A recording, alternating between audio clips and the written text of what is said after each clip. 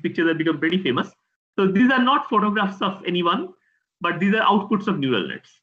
So it's possible to create neural nets such that if you sample its input from a Gaussian distribution, the output will look like a human face.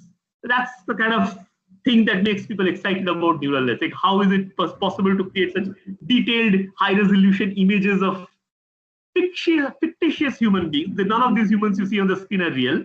They're all imagination of the machine, essentially. How can you create a neural function whose output is a realistic human face with its input being a Gaussian distributed vector?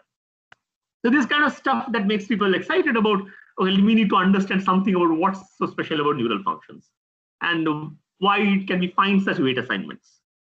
So that's the kind of motivation. To put this on rigorous mathematical ground, we need to introduce some basic notation here. The basic structure of a neural net, the way we think about it, is to define something called the risk function. So what is a risk function? So you can see on the screen two different notions of risks I've written. One is the empirical risk, which is LS with a hat, and one is the population risk, which is LD.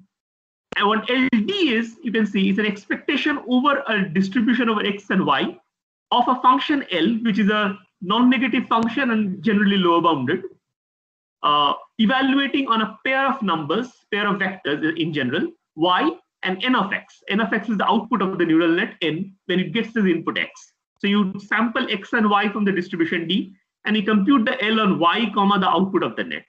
And the L could typically be something like mod Y minus NX whole square. That's a very standard L to use. That is a squared loss. And when you do this expectation not over a full distribution, but over a uniform distribution on a finite set, that's what we call the empirical risk. And almost everything we understand about neural nets today can be captured in the language of risk functions of neural nets. So as you can see, but I should make it caveat, it's not entirely true. There are questions about neural nets which we still do not know how to frame very well as a risk function problem. But those are, like, I would say, currently let's ignore those cases. But almost everything fits into this framework of risk functions. So these risk functions are very complicated functions because the N itself is a space of neural functions on a fixed architecture. That's how typically we frame it. And as the weights in the architecture vary, the risk function varies across, takes different values.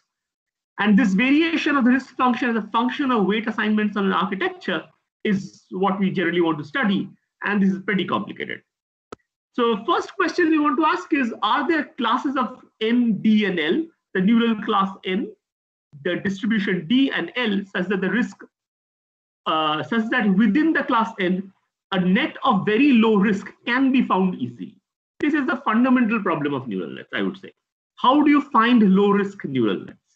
And one can translate almost every successful deep learning implementation in the real world as an answer to question 1a, that there was a set of D, L, and N such that there could be found a low risk net easily. And we do not have the mathematics at this point to understand why sometimes these low risk nets can be found easily and when does it get hard. Okay, in the worst case, it is NP hard. That's a different problem. The computational barriers exist, but that doesn't seem to at all hinder any progress in the real world. Real world often seems to be an average case where things are easy to find, and that's something that turns out to be very hard to explain. The second kind of questions is, can you find large classes of NDL such that every neural net in the class is low risk? And this will be the last part of the talk. And so many people would say that question 1b is probably way more challenging than 1a. But I would say the jury is out on that, whether 1b is harder or 1a.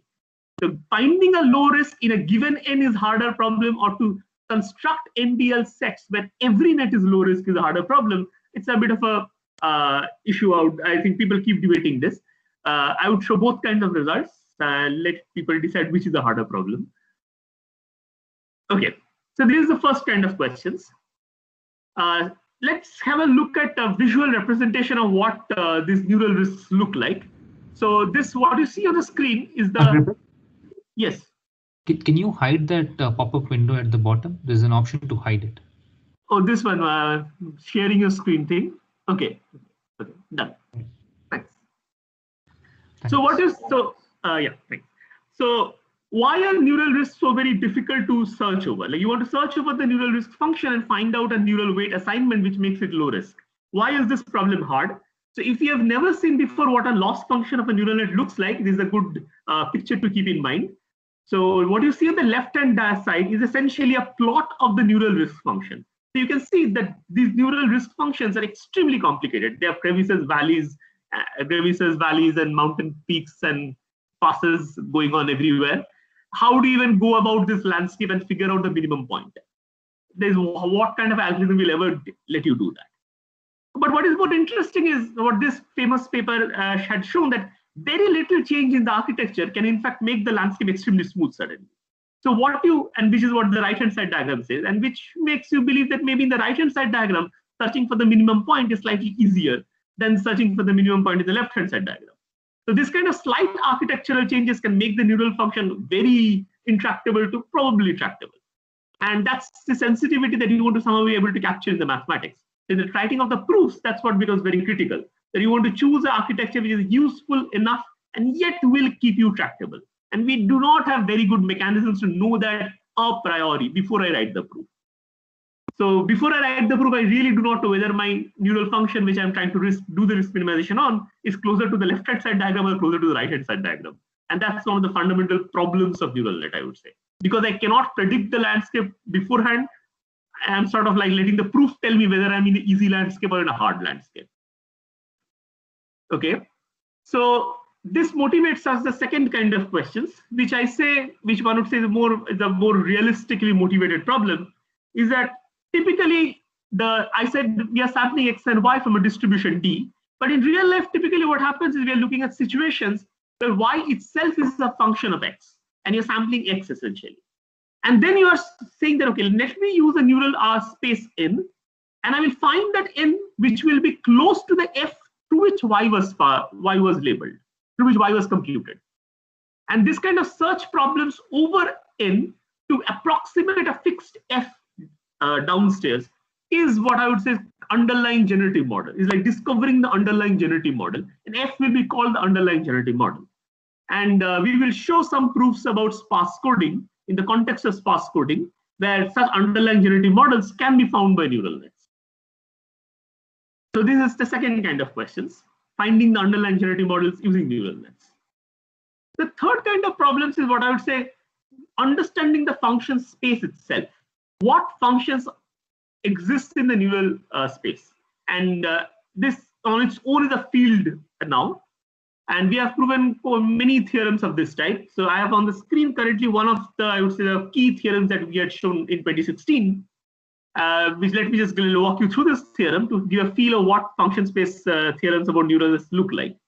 So what it says is that if you give me any k high, be any depth of the neural net, then I can construct and a width of the neural net w, then I can construct you a function f k high comma w, which is exactly represented by a depth k high plus 1 neural net and of width w, such that if you look at the space of all neural nets whose depth is at most k low, where you can see in the bottom what I have given the k low as, k low and width having a size of the k low neural nets being width to the power of k high by k low. So essentially the width of the k low depth neural nets could be extremely large, because k high by k low, this ratio could be exponential in the dimension for all you know. And I can look at very large neural nets here. But despite looking at neural nets which are very large in terms of width, because I fixed their depth at k low, it turns out that the infimum of the distance in the L1, this is the L101 distance, the L1 distance of every neural net in the G set is at least delta away from the fk high that I've constructed. So that means fk high is a function which is at least delta away from the space of every neural net whose depth is below k low, despite the low depth neural nets being extremely large. So depth can essentially give you gaps of, this is what is called gap theorems of depth hierarchy theorems. That once you make the depth sufficiently gapped from k low and k high, no matter how wide you make the low depth neural nets to be, you're still delta away from it. This kind of L1 gaps between functions, specific neural function k high and a space of neural functions is a kind of a holy grail out there. I should mention that this is a one-dimensional result I've shown. Getting a full high-dimensional version of this kind of result is still an open question actually. So a high dimensional version of these results are still not quite known. There are some results, but they get weak in a certain way. It will take some time to explain in what way do they get weak. And currently we are also working on finding out distributional analogs of these results, which is, I would say, the more intense problem, that to show that not only are the functions space gapped, but even if you look at the distributions generated by neural nets at k high and k low, those distributions are themselves gapped in some metric in the probability space.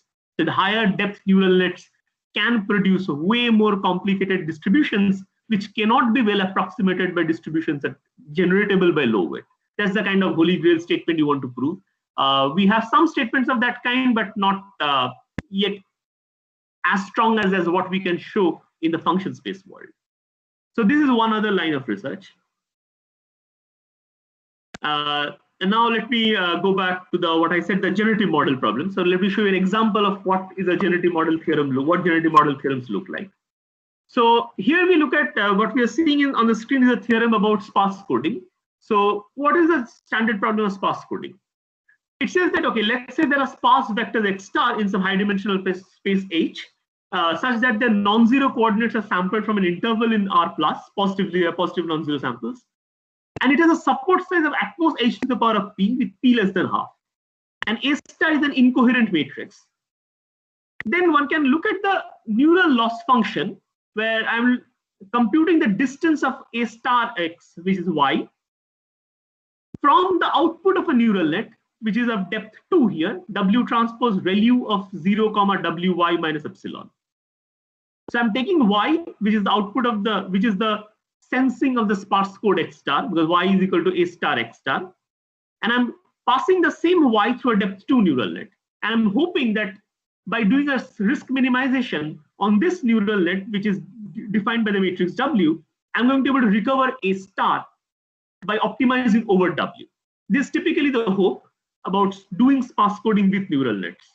And this kind of hope goes back to actually many decades, to a paper by Olshassen and Feld from, I think, 1960s. So this kind of things were conjectured in 1960s. And there was no proof of neural nets being able to do sparse coding in this particular way till, I would say, we made the first, we gave the first theorem of this kind in 2018. What we showed was that if you look at the standard neural risk function, it turns out that this has a critical point. It has a critical point in W space at exactly A star. So this, and we had shown experimental data that although mathematically we can only show that it's a critical point, experimental data actually suggests that this is in fact a global minimum. And that global minimum conjecture is still open.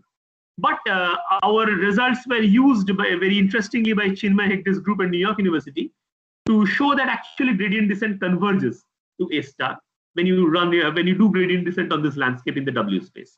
So this was, in my opinion, this is a very interesting progress that has happened in a long-standing conjecture about neural nets. That neural nets can do sparse coding. That neural nets can do sparse coding, this conjecture, I would say, has more or less been proven now. If you combine our result and Chinmay Hegde's group's result at NYU together. And it is still open to show that this kind of convergence is possible if you're doing stochastic algorithms. But that part of the conjecture is still open. But this is one of the very interesting results where the data is not coming from a neural net, data is coming from a matrix A star, and the neural net knows nothing about A star, yet optimizing on the neural landscape lands you in the original matrix A star. So this is generative model problems. Now let me go to what I would focus on for the most of the talk on, which is neural training. So neural training, let me start the story in 2016, when we had shown this particular result, which had gotten quite a bit of public traction, I would say, where we had shown that if you look at empirical risk minimization problem on one DNN I mean one layer of ReLU gates exists, or depth 2 neural nets, with a convex loss, then it turns out that you can find the global minimum of depth 2 neural nets on any data in time which is polynomial in the training data size. It is exponential in the input dimension n, and this exponentiality is sort of unremovable because of NP hardness results. But there was no hardness result known about whether you can find the global minima of the risk function in time polynomial in the training data size. And we were able to show that in fact you can.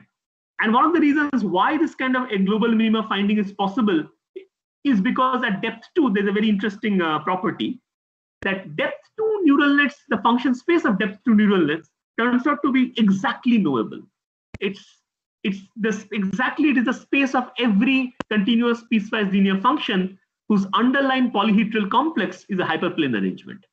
Because you can take all depth to neural net functions and map them into the space of hyperplane arrangements, you can sort of convert the problem of searching over neural weights into a problem of searching over hyperplane arrangements. And by doing this conversion, you can essentially find the global minima. This kind of trick is still not known to work in higher depths, but there has been a recent result from Georgia Tech by Shantanu's group, who have shown that the neural net can be made slightly more complicated than what we used, and this result still holds. So that's a very interesting development that has happened in recent times. But the conjecture still remains open for high depths. Can you get this kind of polynomial training data size global minima finding for depths greater than 2 is still an open conjecture. Also, you can see that the runtime of this algorithm is exponential in the width of the net, which is also an open conjecture. We don't know if it can be made polynomial in width, or if it can be, or if there's a hardness result which rules out polywidth training time.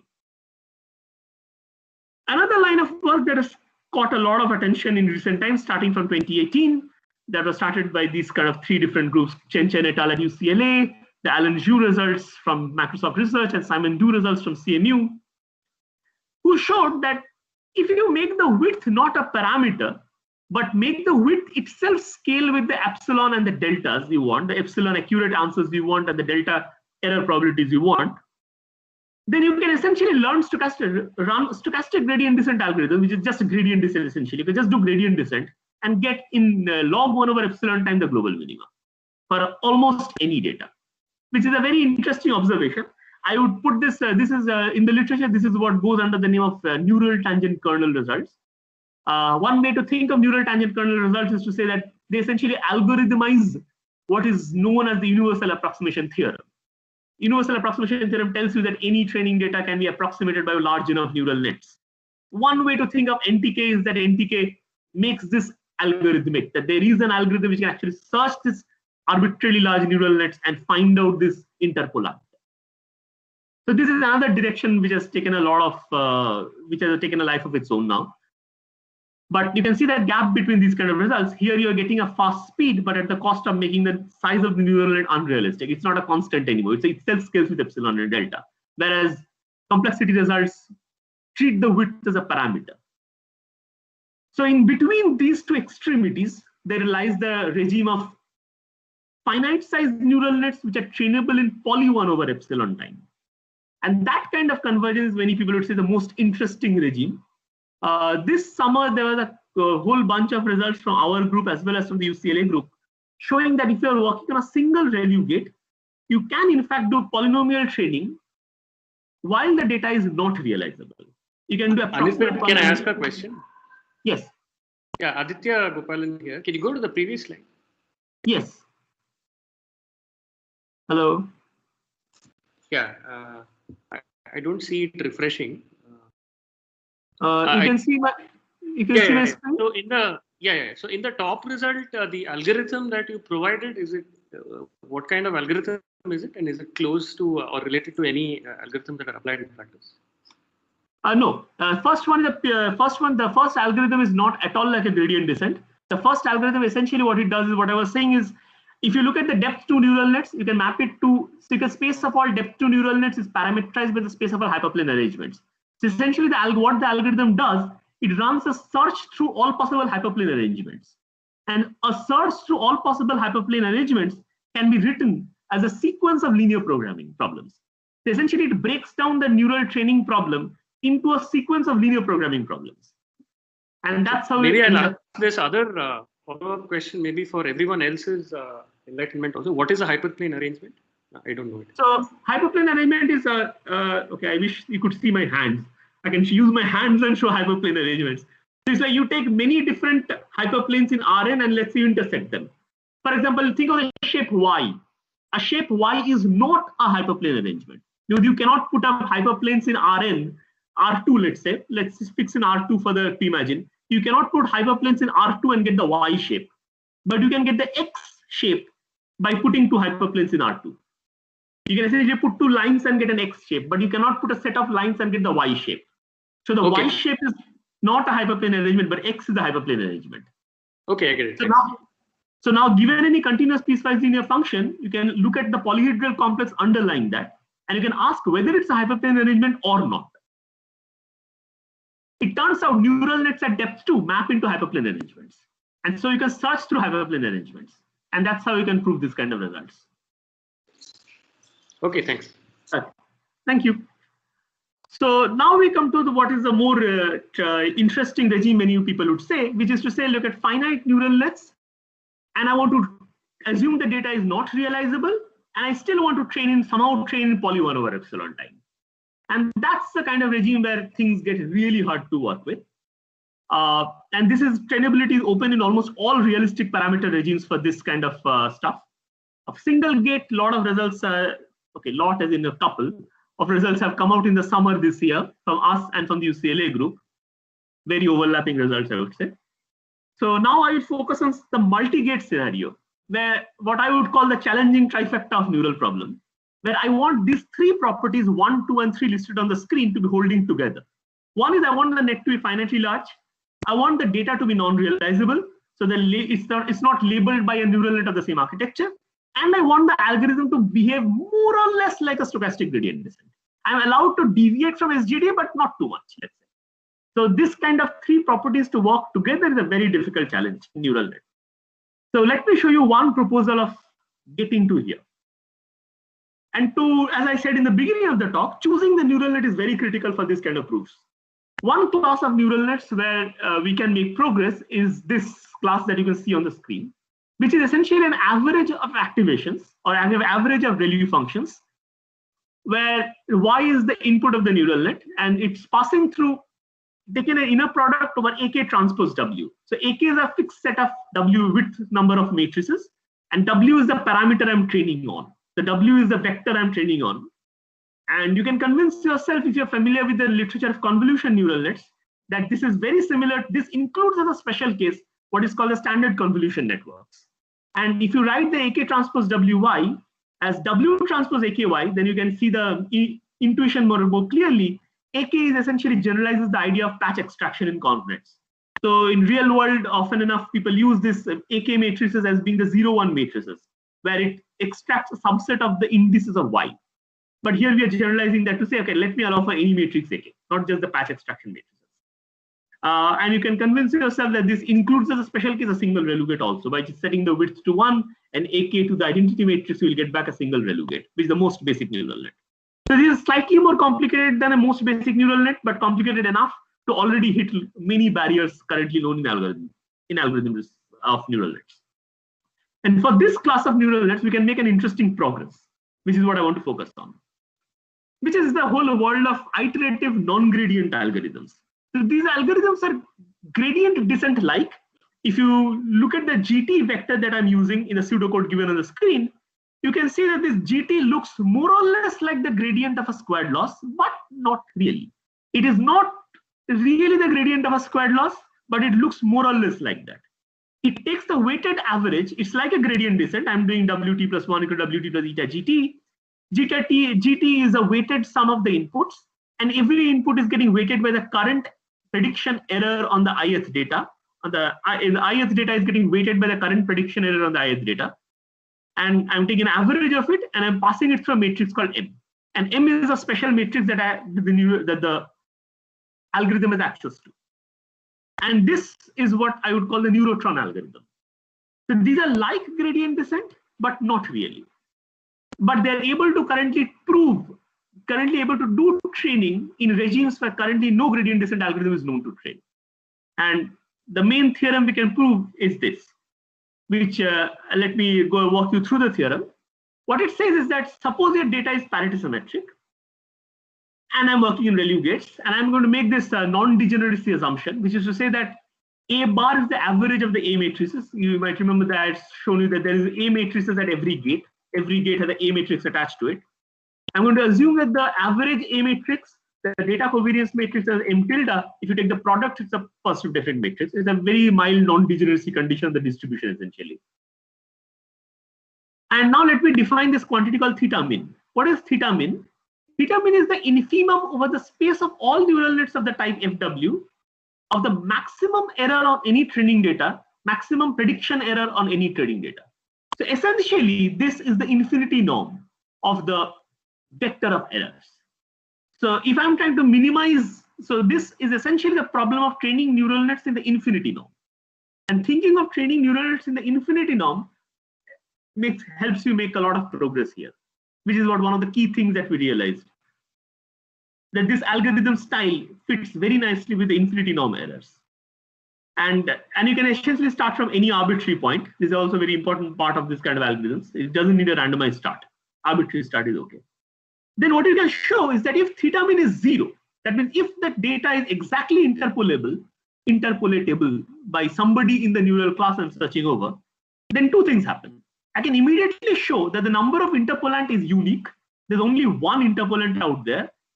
And in log 1 over epsilon time, I can get arbitrarily close to that interpolant. So I can exactly find the interpolant in linear time. This is what is called linear time. If the optimal interpolant has 0 error. And if the optimal interpolant has non-zero error, that's when things get most exciting, where the proof gets really complicated. So this is the second part where the proof is much more complicated to do. Then what I can do is I can get order theta min close to the optimal interpolant. So so there's a continuous transition from the in terms of the quality of the optimal interpolant. How good is the optimal interpolant? I get that much close to the optimal interpolant. And this is, I think in some language, this will be called constant factor approximations. So this is not so these are not arbitrarily approximating answers, but they are constant factor approximations of the optimal interpolant.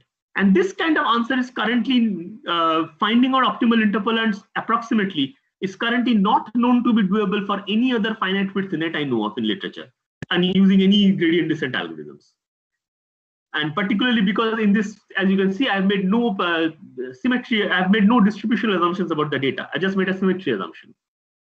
And also one more thing to point out, the fact that the global minima turns out to be unique when the optimal interpolant error is 0 is an interesting geometric consequence, which I do not know how to have proven this purely geometrically without giving an algorithm. Essentially, the search algorithm for the optimal interpolant also tells you that the optimal interpolant is unique. And I couldn't have known this without running through the algorithm.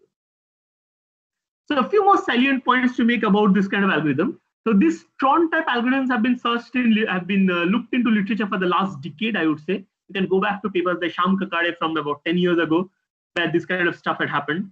GLM Tron, that's what they call it. The Shyam Kakade, Adam Kalai, Varun Kanade papers. This was developed further by Oha Shamir. Then there was a paper by Raghu Meka, Adam Clevans, and Surbhi Goel doing this kind of developments. So there's a whole history to this Tron type algorithms. But one of the key things is that many previous Tron algorithms which work on a single gate can be interpreted as gradient descent on a surrogate loss. As in, okay, you wanted to do minimization the squared loss, but squared loss turns out to be very hard to optimize on.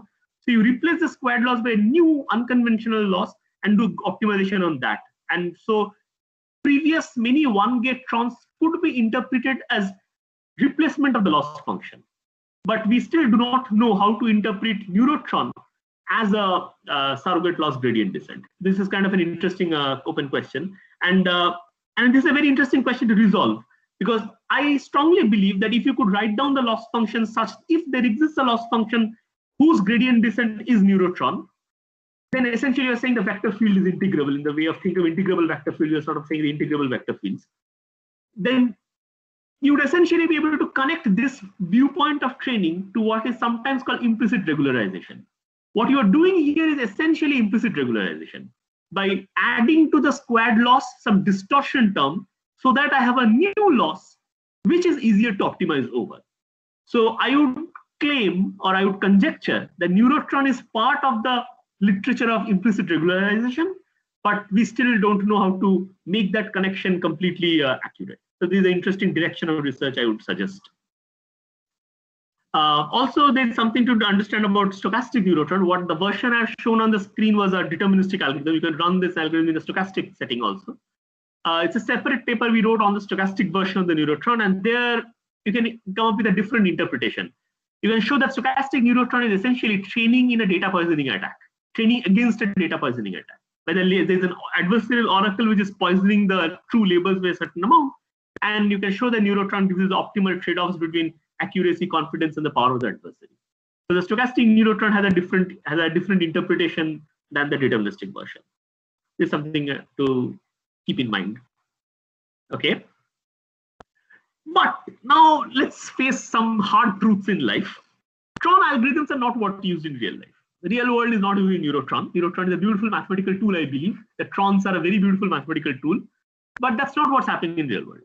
Real world deep learning algorithms are way more complicated and fairly out of mathematical reach. Let me focus on one such thing, which is what is called the RMSProp algorithm. RMSProp is a very famous algorithm. It's what is called an adaptive gradient algorithm. It's essentially any stochastic algorithm is a discrete stochastic process. So you can as well not think in terms of stochastic algorithms and think in the language of discrete stochastic processes, where it looks like a gradient descent, but it's not really a gradient descent because it multiplies the gradient GT, the stochastic gradient, by a matrix VT to the power of minus half, where VT to the power of minus half is a diagonalized form of a certain vector, which is a weighted sum of squares of previous gradients seen. So every step in the algorithm is a nonlinear function of the gradients seen till date. So no gradient is being forgotten. Every gradient seen is it's an exponentially suppressed weighted sum. The gradients which were seen way back in the past will get exponentially downweighted. Their squares should get exponentially downweighted before you take their contribution into VT. But everyone does contribute. And you sort of take this weighted sum of history of gradients to create a linear transformation VT, to which then further linear transforms the true gradient at the current iterate to decide the direction of the next step. This kind of adaptive gradient algorithms are extremely complicated to analyze and almost unbeatable. Like in real life neural training, it's literally impossible to find cases where you can beat adaptive gradient algorithms by non-adaptive gradient algorithms. There are some edge cases, but those edge cases are pretty rare. And so I would say the fundamental problem in deep learning is to explain why adaptive gradients are so successful in neural nets. And this is a very deep mystery. From the stochastic process literature point of view, these are very difficult to analyze stochastic processes. And from the algorithm point of research also, it's very little of previous techniques seem to help us analyze this. So let me show you one of our most recent results about trying to understand what RMSProp does.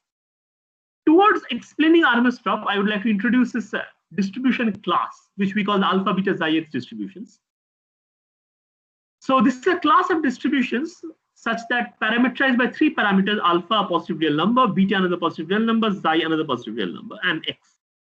Where I would say the random variable g is alpha, beta, xi, x distributed. If its expectation is x, x is the mean of g. Its square is upper bounded by beta times the square of x. And the expectation of mod g into root g square by xi, it's a very complicated function of the random variable, is also linearly upper bounded by mod of x. So this is a very not so intuitive a class of distributions.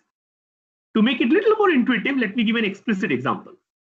So one can construct explicit examples of random variables which satisfy the alpha, beta, xi distribution conditions.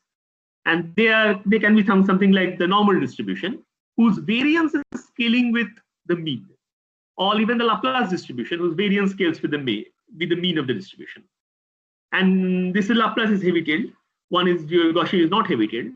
So one can see that even heavy-tailed distributions or non-heavy-tailed both seem to occur in this class of distributions. And one can even construct mixtures of this. You can construct mixture of Laplaces or mixture of Gaussians and still satisfy the alpha, beta, xi distribution conditions. We can weight it correctly and get a, I want to say, if every one of them is alpha, beta, xi distributed, then arbitrary mixtures of them will also be alpha, beta, xi distributed with distortion in alpha, beta, and xi parameters.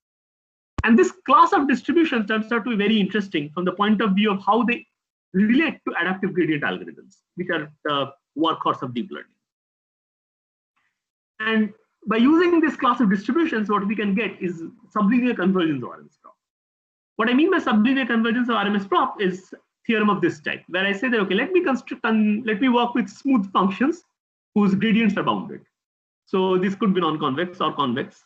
I don't care at this point. And let me run RMSProp algorithm on them, while the stochastic oracle I'm using has access to the gradient through an alpha beta xi x distributed oracle, where the xi parameter of the oracle has a certain lower bound. And in such situations, one can show that RMSProp actually has sublinear convergence, as in order 1 over epsilon square steps, you can find a approximate critical point in this following. The expectation of the min of this iterates is order epsilon. This kind of sublinear convergence is what I would say is the holy grail of deep learning algorithms. You want to show larger and larger scenarios where you can get sublinear convergence. So getting sublinear convergence is the benchmark you want to hit.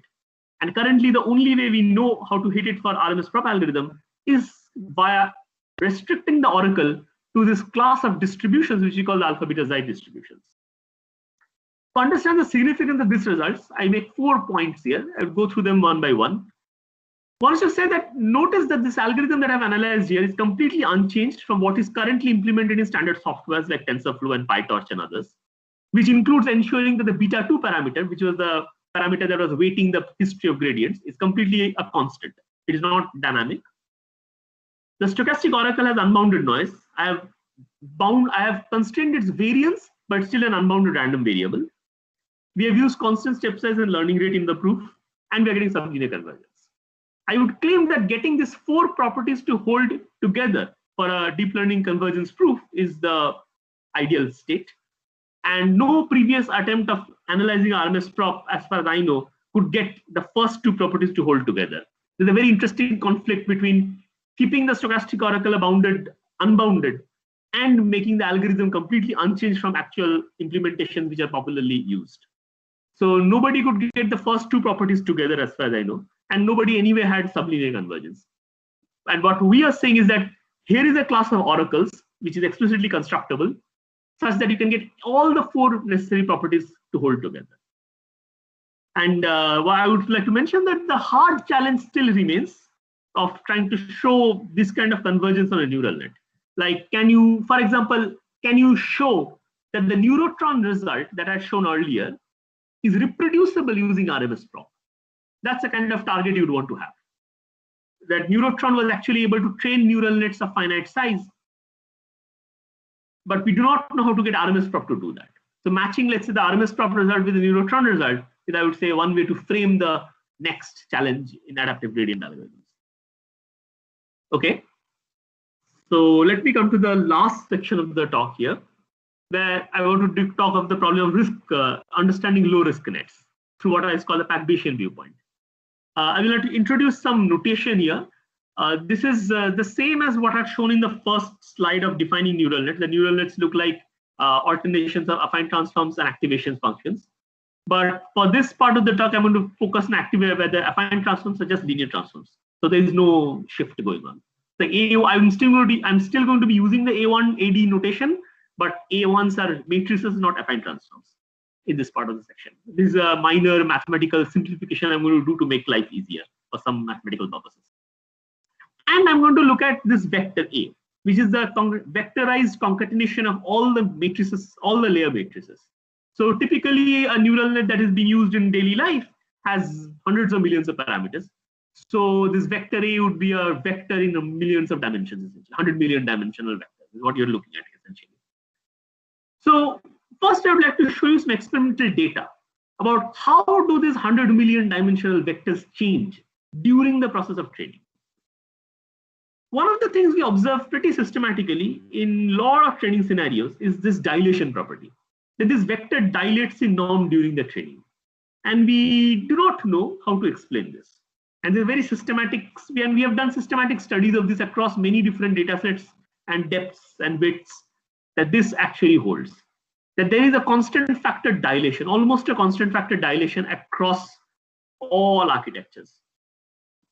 A factor of about 2 to 3 dilation. Why do the neural nets dilate in norm during training? That's an interesting question to pose, and we don't know the answer to this.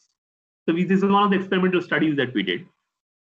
Second is to ask by how much does this 100 million dimensional vector deflect during the training? It turns out that its deflection is also pretty systematic. The angle by which it deflects, which you can see from the peak of the kernel density estimates here, is pretty stable to changes in architecture. It seems to slightly decrease with depth, but it's more or less stable to width changes. And the angle it deflects by is pretty much a property of the training data. And very little of it depends on the architecture.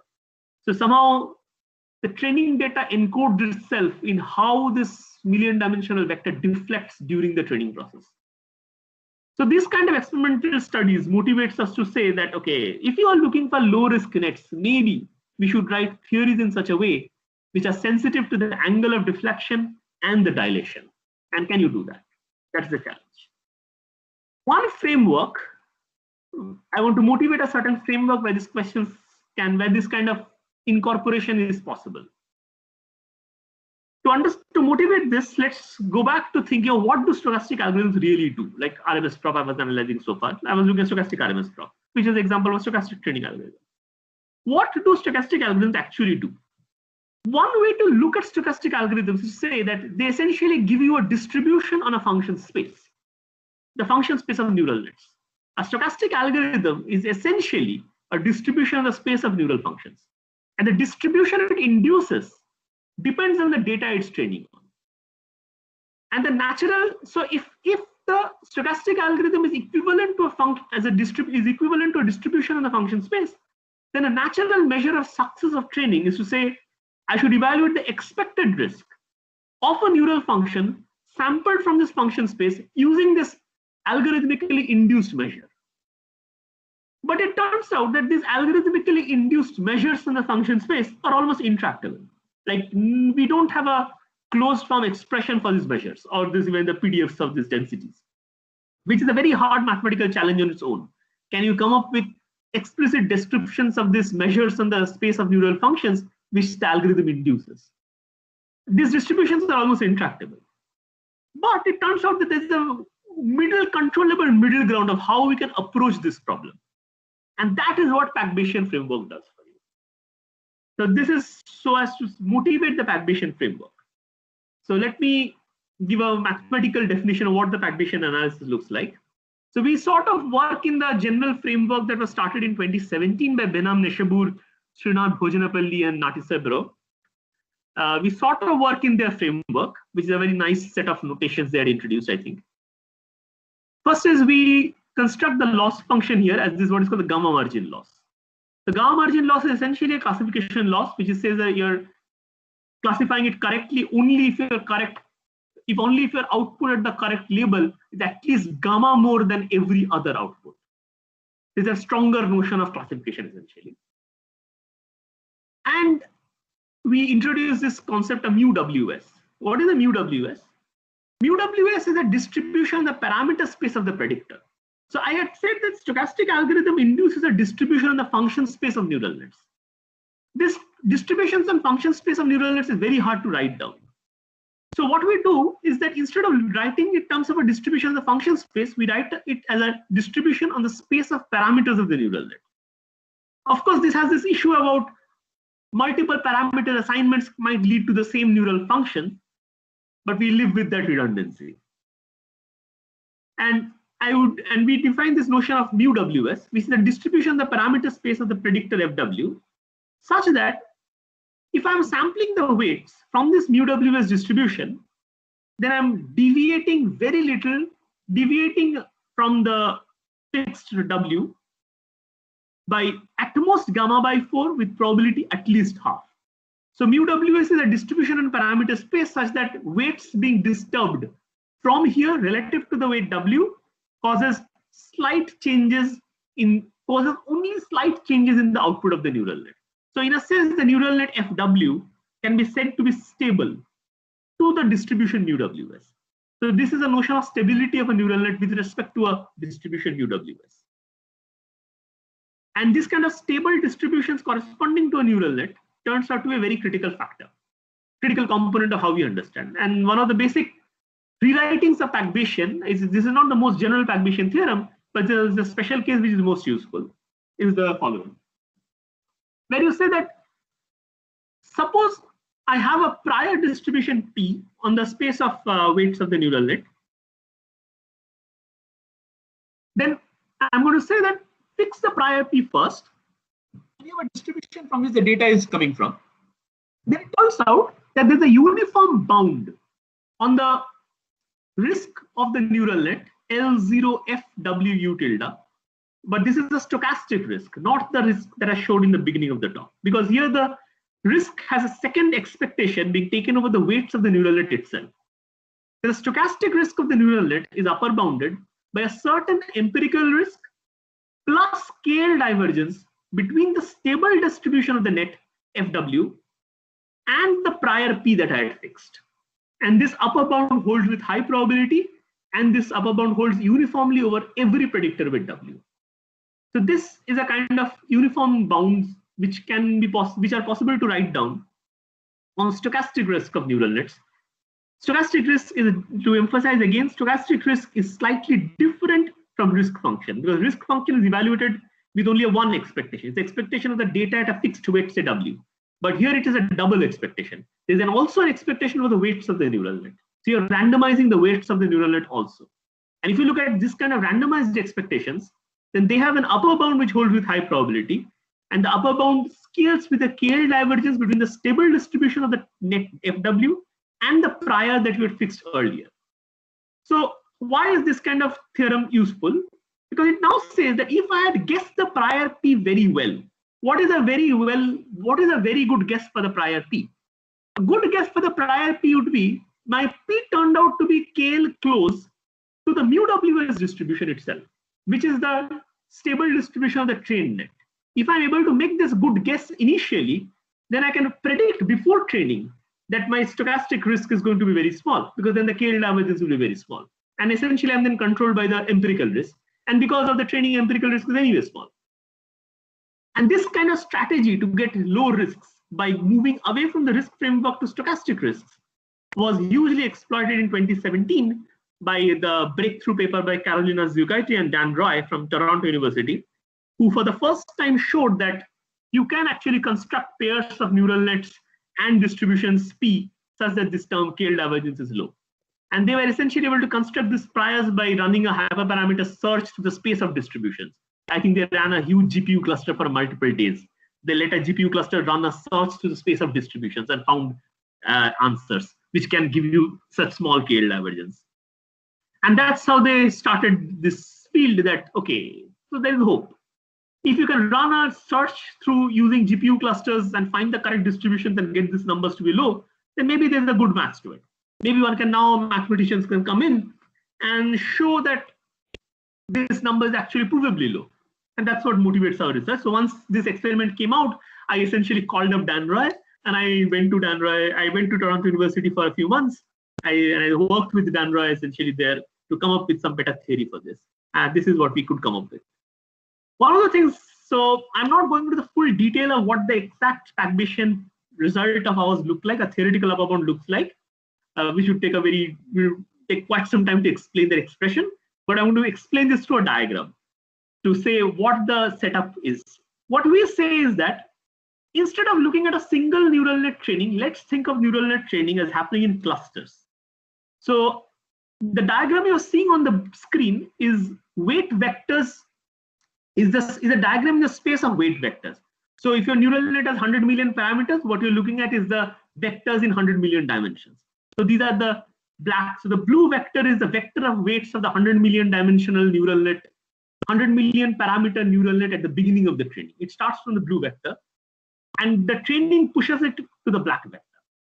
And yeah, but while the training happens, I also train in parallel a cluster of red vectors which go into the purple vectors. And it's intentionally the purple vectors are farther away, because I had shown you in the beginning of the section that dilation happens.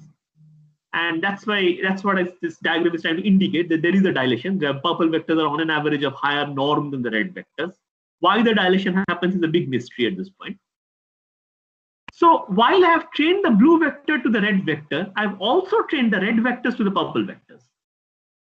And what I can essentially show is that I can choose this red vector cluster carefully enough, which is where a lot of tricks go into this setting up of the theorem, how to choose a subcluster of red vectors carefully enough, such that the distance between the purple set and the red set is much smaller than the distance between the blue vector and the red-black vector. So the displacement of the blue vector to the black vector is much larger than the displacement that happens between the red cluster to the purple cluster. And because I can show that most of the neural risks we can write down, stochastic risks we can write down, scale with the displacement that happens during the training. So if I can make the displacement that the theorem is seeing sensitive not to the displacement of the vector that has been trained in particular, but to the average behavior, to the displacement of the clusters, then I can gain a lot. And that is the essential insight. That on an average, if you take a cluster to cluster training, then the neural nets on an average displace much smaller, by much smaller amounts than the displacement that might happen for the one net blue net that you're looking at. Average case behavior is much nicer than the worst case behavior. And you can exploit this to make the risk bound depend on this average case behavior and thus get a low risk. But the heart of being able to do this lies this ability to use clusters. So if you try to use this kind of cluster constructions inside the PAC-base, it boils down to a very fundamental problem, which is what I want to end the talk with. This is the most fundamental problem, very, very fundamental problem in neural nets, which is called the stability problem of neural nets. The stability problem is essentially this following. You can observe, this is well observed in literature, that if you look at nets which are highly well trained, then you can disturb the parameters of the weight by pretty large amount of noise. In fact, you can just add to the parameters of weight even order 1 normal noise. And you will see that trained nets are pretty stable in their output, even normal noise being added to every weight of this. And this has a very mysterious property of why are neural functions extremely stable to addition of even order 1 noise. And this has not been explained till now, which in my opinion is a very deep problem to explain. Why are neural functions stable to noise? Which I think is a very hard question in function analysis, I think. It goes way deep into function analysis to understand where this stability comes from. And ability to use clusters to get good risk bounds actually boils down to that same problem of being able to explain where the stability of neural nets comes from when you add noise to it. And so we had to prove this key theorem here, which I think is one of the only theorems in literature now about noise resilience of neural nets, provable noise resilience of neural nets. So let me walk you through this theorem to say what it does. It says that suppose B is the bound on the training data and depth D with H nets I'm looking at. And apart from the neural net FA, I also have a cluster of neural nets FAI. And epsilon measures how are the FAI nets different from the FA net on the training data that have been given. And gamma is a parameter which is at least epsilon times the maximum output of the A net.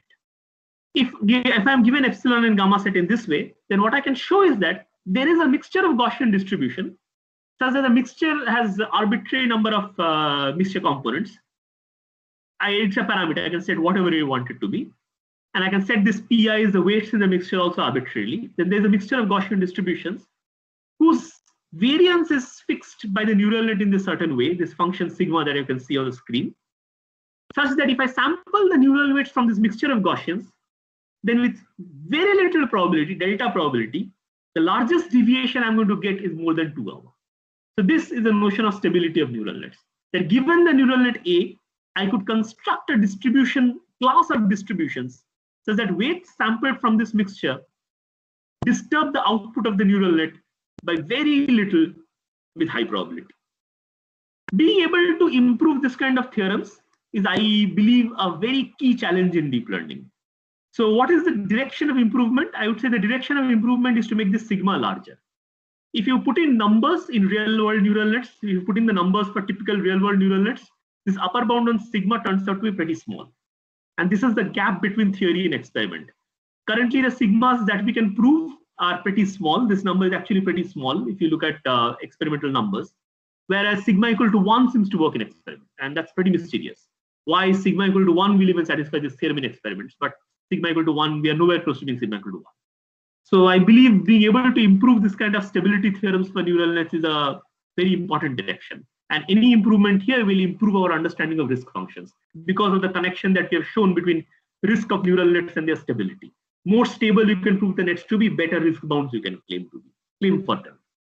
So this connection between, so there's a duality sort of between proving risk bounds and proving stability theorems for nets.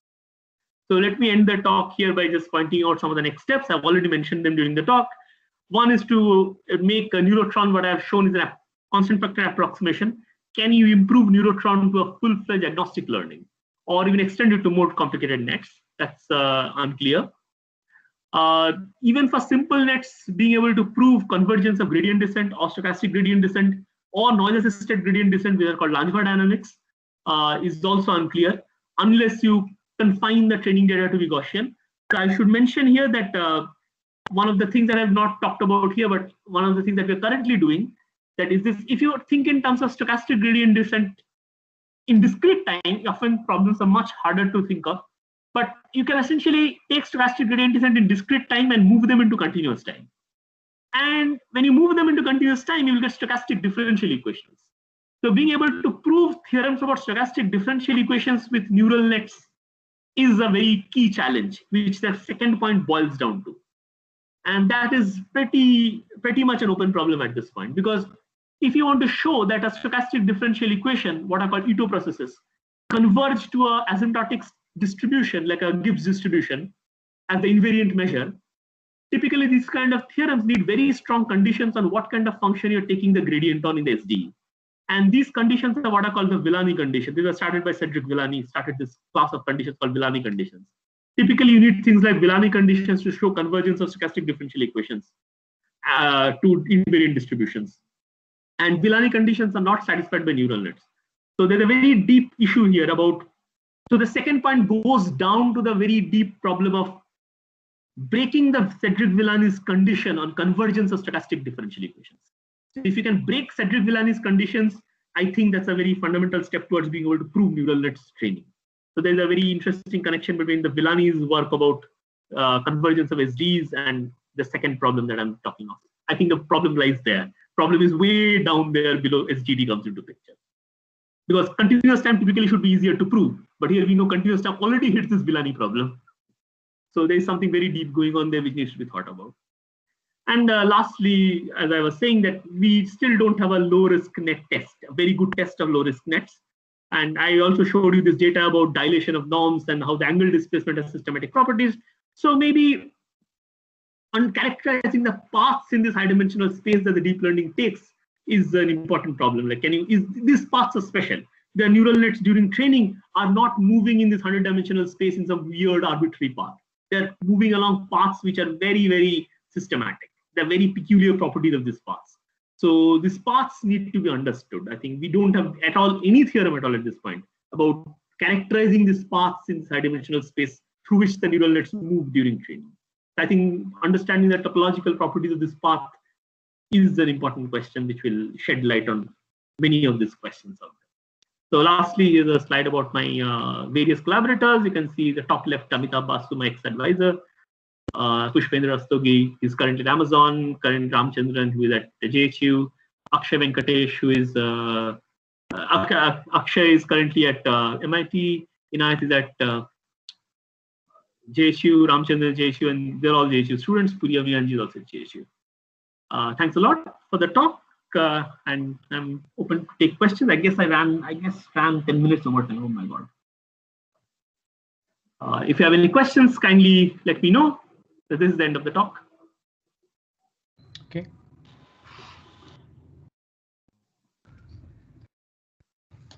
Thank you, Anirbit. Sorry for running a bit over time. That's all right.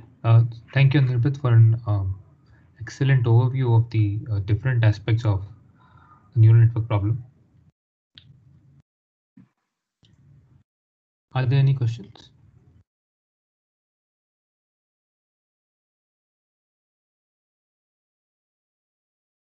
Yeah, can I ask a question, Aditya? Yes. Yeah, so for the result on RMSProp convergence, is it possible to give any like structural intuition or insight about the dynamics of RMSProp, let's say with reference to like standard gradient descent type dynamics. The question is, what do you mean by intuitive explanations? That's the real issue. So like currently, for instance, is there like some notion of potential that it minimizes or reduces at each time? Yeah, yes. So that's a hard problem. I was expecting this question would come. Yeah. So this is a very hard problem. We just do not know.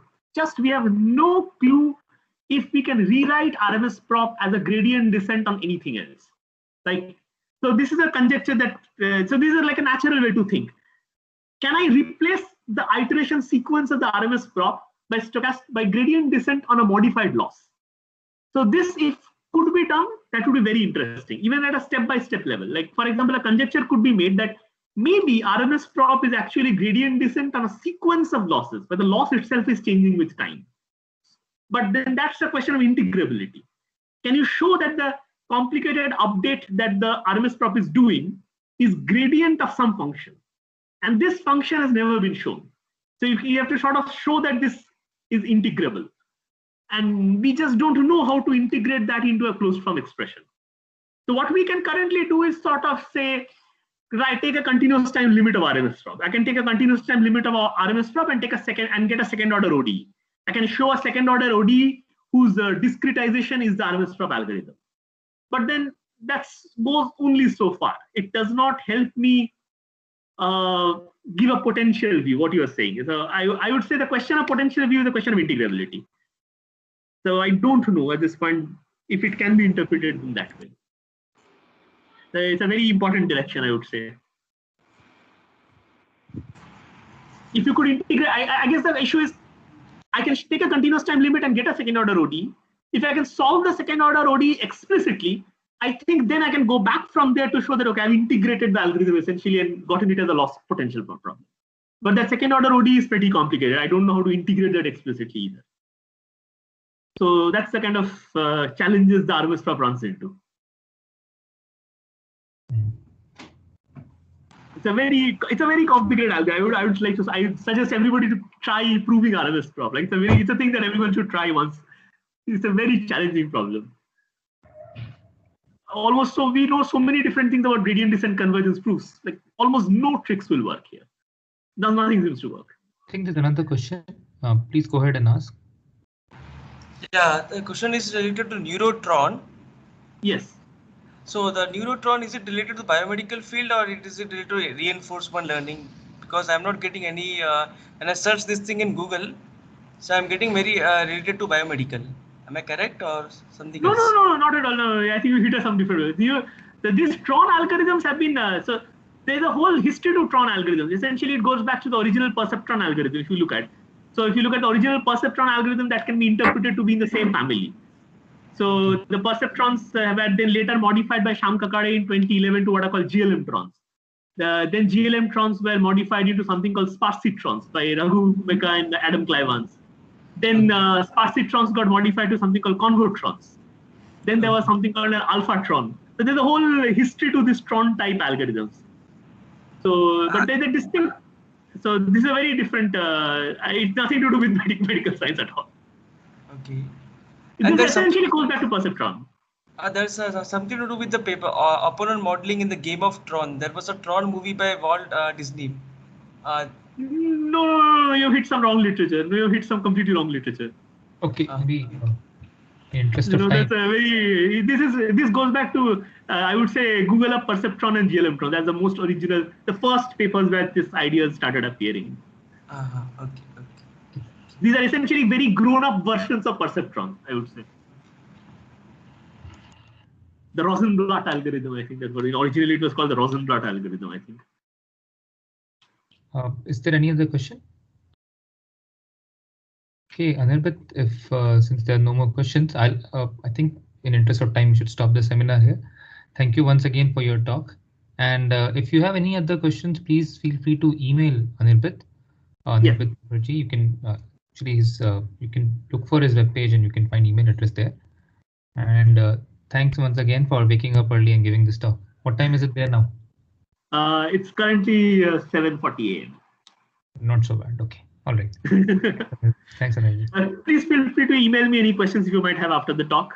I will send over the slides to maybe Himanshu Tyagi, and he can email it to you if anybody wants to reference. Just yeah, sure. That will be good. Maybe we can share the slides on the seminar website. Thanks. Thank you. Thanks a lot. Thanks. Bye. Thank you.